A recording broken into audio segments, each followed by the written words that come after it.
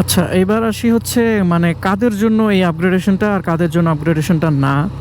মূলত আপনার যদি বাজেট থেকে থাকে ওইরকম যে না আমার বাজেট আছে, ঠিক আছে আমি চাইলেই বাইকের পিছনে মানে খরচ করতে পারবো, ওই ক্ষেত্রে ঠিক আছে আপনি আপগ্রেড করতে পারেন।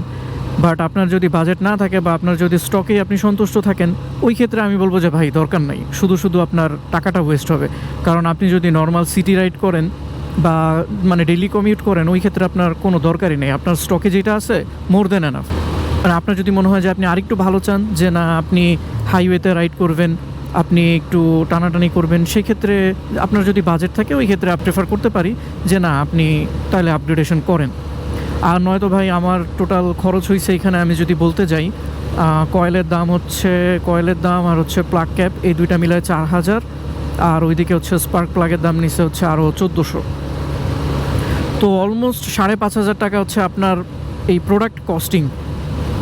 আর ওইদিকে আপনার ইনস্টলেশন চার্জ নিবে প্রায়, ভালো জায়গা থেকে মানে একটু ইনস্টলেশন করতে গেলে আপনার প্রায় নিবে আরও 1000 টাকা, আমাকে যেটা বললো আর কি। তো ইনস্টলেশন চার্জটা আমার লাগে নাই, কারণ আমি নিজে ইনস্টল করছি। তো এই ক্ষেত্রে আমার খরচ হয়েছে আর কি অলমোস্ট 5500 টাকার মতো সব কিছু মিলায়। এই হলো ব্যাপার। এখন আপনি যদি আপনার বাজেট যদি থাকে তাহলে আপনি চাইলে আপগ্রেডেশন করতে পারেন, আর যদি আপনার বাজেট না থাকে তাহলে আমি বলবো যে না দরকার নাই, আপনার স্টক যেটা আছে ওইটাই মোর দেন এনাফ।